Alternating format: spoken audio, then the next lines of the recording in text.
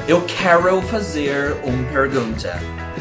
Sotaque ser ou não ser importante?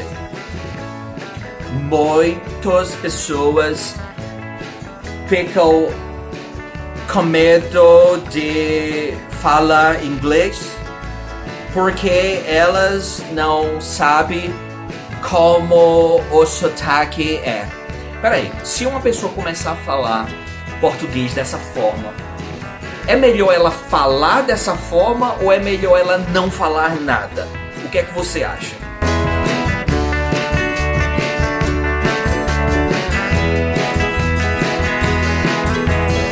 Hi guys, Jonas here.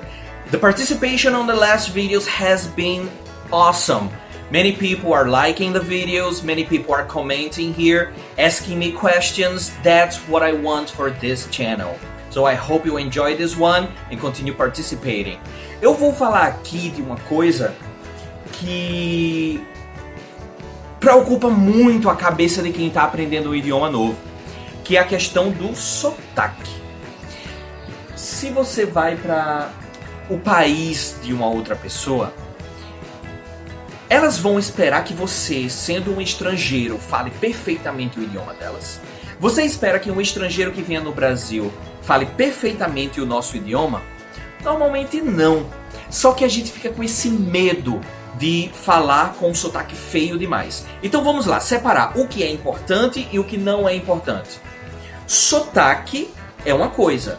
Falar de forma compreensível é outra. Você pode falar de uma forma compreensível sem necessariamente ter sotaque de americano, sem necessariamente ter sotaque de britânico.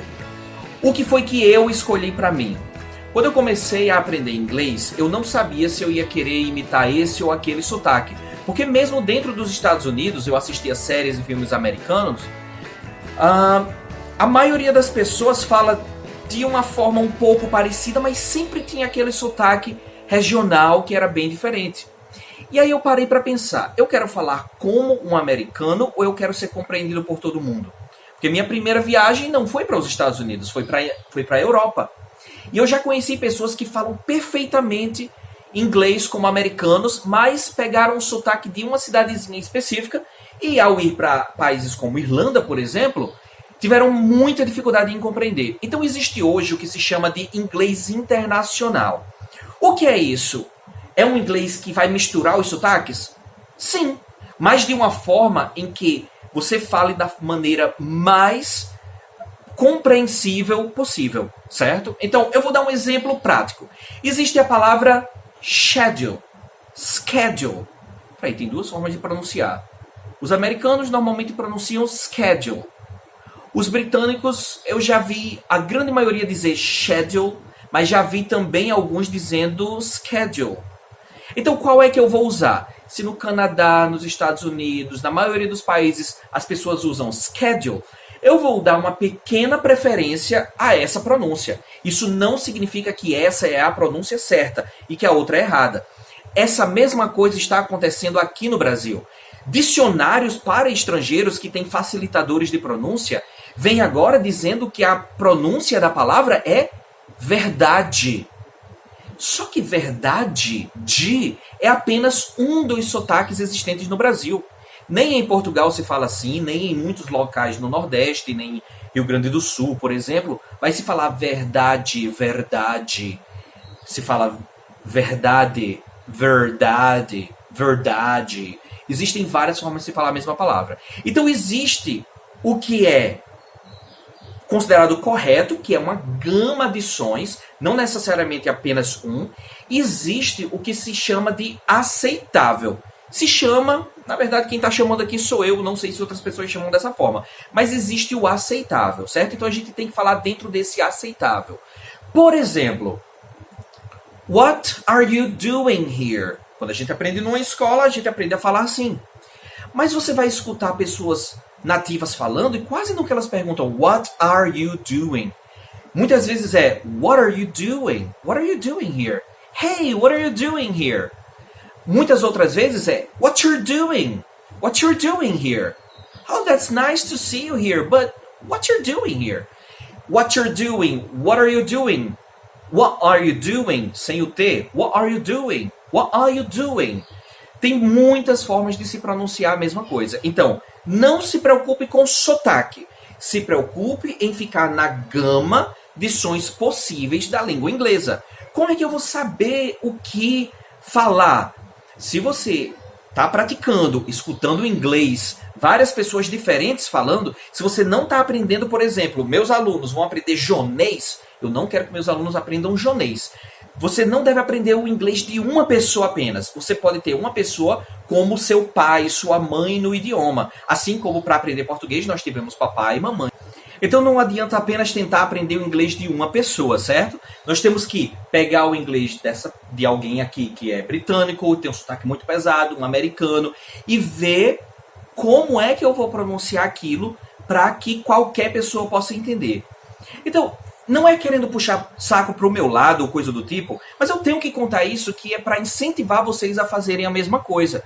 Eu já ouvi de várias pessoas, não só de brasileiros, quando eu falo isso tem gente que pensa, claro, brasileiro vai achar isso. Não, eu já ouvi isso de uma australiana, já ouvi isso de ingleses, de americanas, 3 senhorinhas americanas com quem eu conversei por algumas horas no aeroporto, disseram a mesma coisa, finlandeses.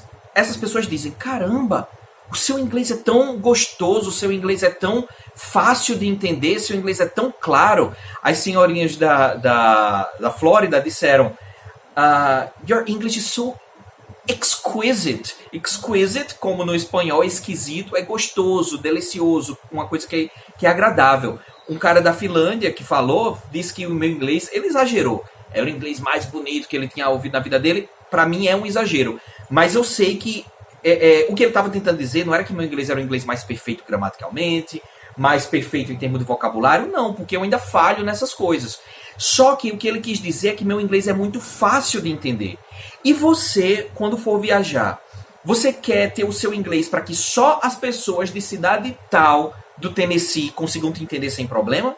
Ou você quer entender que um chinês te entenda, um austríaco te entenda, um inglês, um australiano, um neozelandês, um americano, um canadense? Você quer que todo mundo te entenda. Então não adianta ter um sotaque muito específico. E outra coisa, eu conheço pessoas que falam inglês fluente, muito bem, mas parece uns maconheiros falando. Hey dude, what's up? Check it out. Eu fico, meu Deus, pra que você aprendeu esse inglês? Você quer, tudo bem, se você gosta de ter estilo e tal, você não tá errado em tentar achar o seu estilo. Mas assim, às vezes você cria um jeito tão extremo de se falar uma coisa que ele não vai servir para você falar em emprego, em trabalho em outro país, não vai te servir muito para você passar numa prova para entrar numa universidade, porque você vai parecer um malandro falando. Então eu conheço principalmente homens que começam a falar muito desse jeito e aí se perdem, porque isso vira um vício e tirar isso é muito difícil depois. Então vocês têm que aprender a balancear as coisas, certo? Então, como os exemplos que eu já citei, tem 2 pronúncias diferentes. Vejam que as pessoas mais usam caramel, caramel. Se você escuta mais americanos pronunciando caramel separado, imite isso. Se vocês escutam mais caramel, imite aquele. Isso não é absoluto, depende muito da região de onde você está ouvindo o inglês, depende muito da pessoa específica e termo de vocabulário também. Eu já recebi muita crítica de uma pessoa aqui, de um professor ali. Não, você não pode usar essa palavra, você não pode dizer preoccupation, porque as pessoas não sabem o que é isso, elas dizem worry. Não, você não pode dizer accustomed, I'm accustomed to doing this. Não, você tem que dizer I'm used to doing this. Aí, de repente, eu falando com Mariah, do Texas, e ela só falava accustomed. E eu perguntei às pessoas na sua cidade, falam mais I'm used to doing this ou I'm accustomed to doing this? Ela falou accustomed. Acho que praticamente todo mundo, pelo menos na minha família, meus amigos falam accustomed. Então tem muita ilusão que se cria por aí. Adoro a participação de vocês, agradeço a curtida, agradeço o compartilhamento. Esse canal está começando a ficar mais ativo novamente. Deixa suas dúvidas aqui porque eu respondo sim com vídeos as perguntas que vocês fizerem, tá ok? See you on the next one. Bye!